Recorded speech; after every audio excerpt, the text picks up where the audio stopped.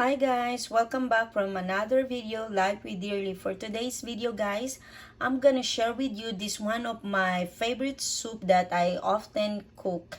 So this is called Sotanghon. See, let's try our Sotanghon for today.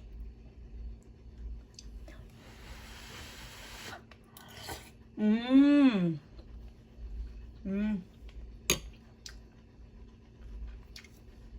Super good. I cannot wait to share this recipe to you. So let's start. Okay guys, here's all we need to make our Sotanghon chicken. First, I have 3 pieces of chicken thigh.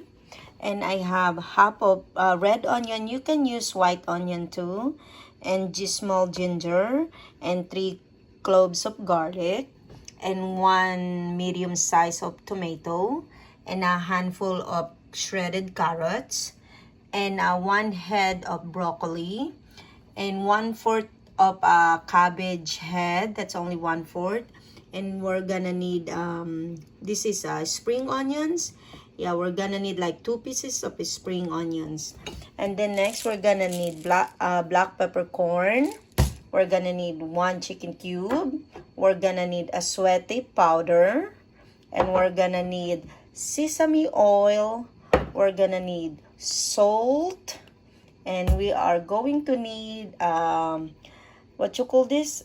Bay leaves. And we are going to need eggs too. So, okay guys, last but not the least, our main ingredients is Sotanghon. I think in English of this is glass noodles. Yeah, I bought this in Asian store. You can buy individual of this too guys in any grocery store in the Philippines, in the USA I believe. Yeah, but this one I bought this in Asian store.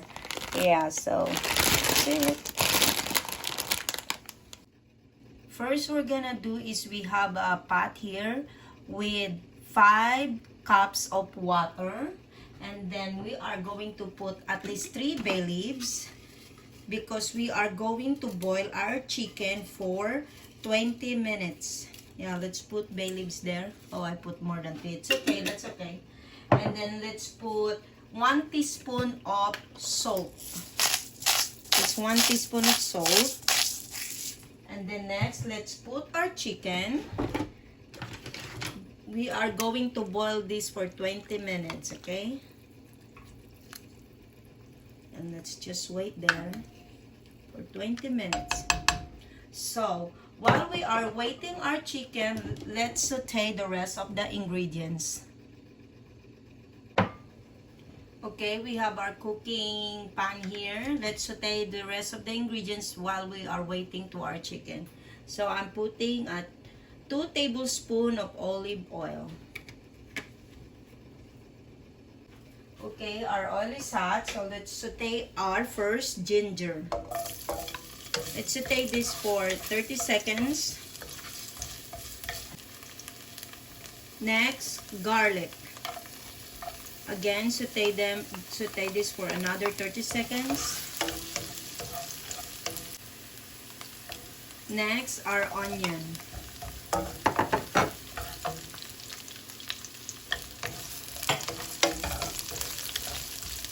Here's our chicken. It's almost done. It's almost 20 minutes. Okay guys, our chicken is done. So now it's time to put our chicken from our cooking pan. See? Remove the bay leaves. But don't throw away this water because we're gonna use that as a broth later. Yeah, but for now, let's scoop all the chickens. See, put it in there.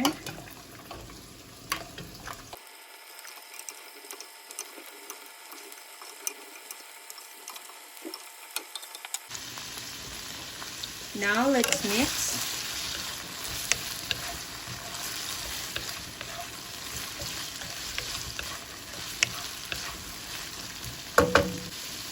Now let's put 1 teaspoon of aswete powder.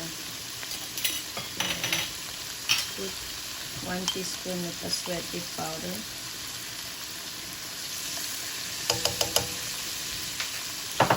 black pepper. You can put as much as you want.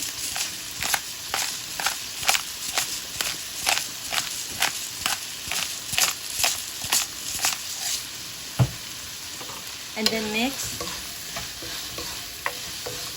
And then let's simmer this for another 3 minutes.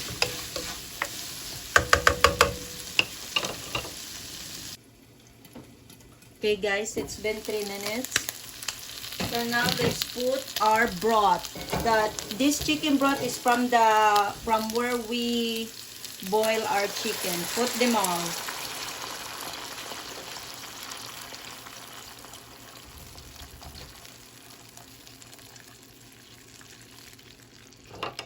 Then mix.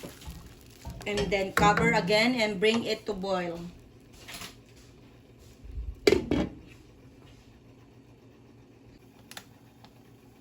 Okay, let's check. Oh, it's boiling now. So, it's time to put our Sotanghon. This is, guys, I'm using 3 rounds of these glass noodles. I'm using 3 rounds of glass noodles. So, let's put it there.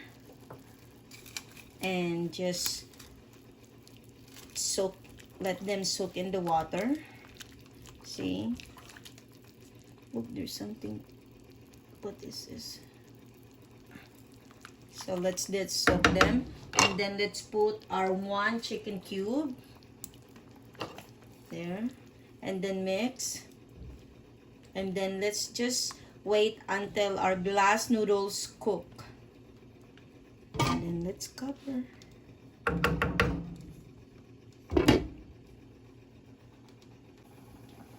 Okay guys, let's check our noodles if it's cooked. It's been cooking for 10 minutes. Look at that noodles. Isn't it so shiny? Maybe that's why they call this glass noodles, because when you cook them, it turns shine. So let's try the noodles. If it's cooked, let's grab one.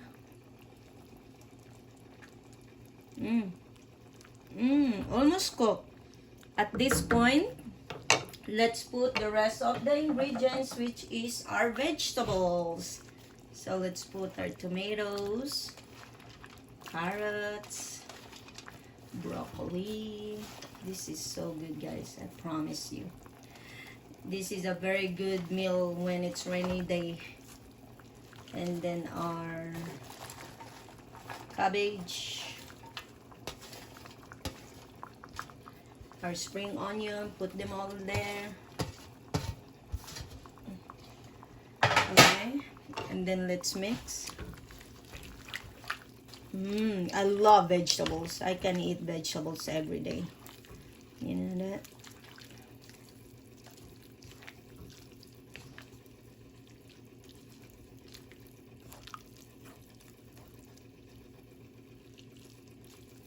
The mix.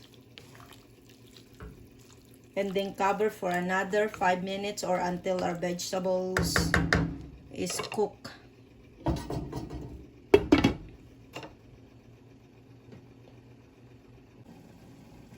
Okay guys, it's been 5 minutes. I don't want my vegetable overcooked. So let's mix. At this point guys, let's try our broth if we need to put more seasoning. See? Okay, let's try.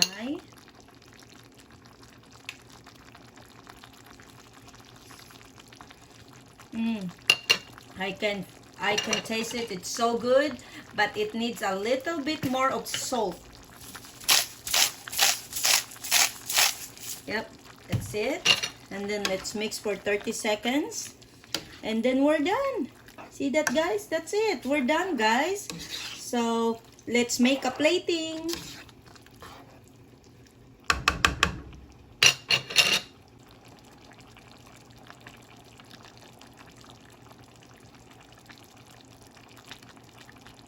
So now, our last ingredients, we put our boiled eggs.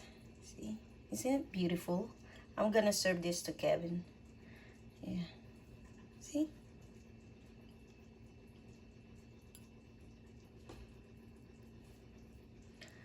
Okay guys, that's it for today. I hope you enjoyed this recipe and please let me know if you guys like it. And thank you guys so much for watching. Bye-bye. Have a nice day.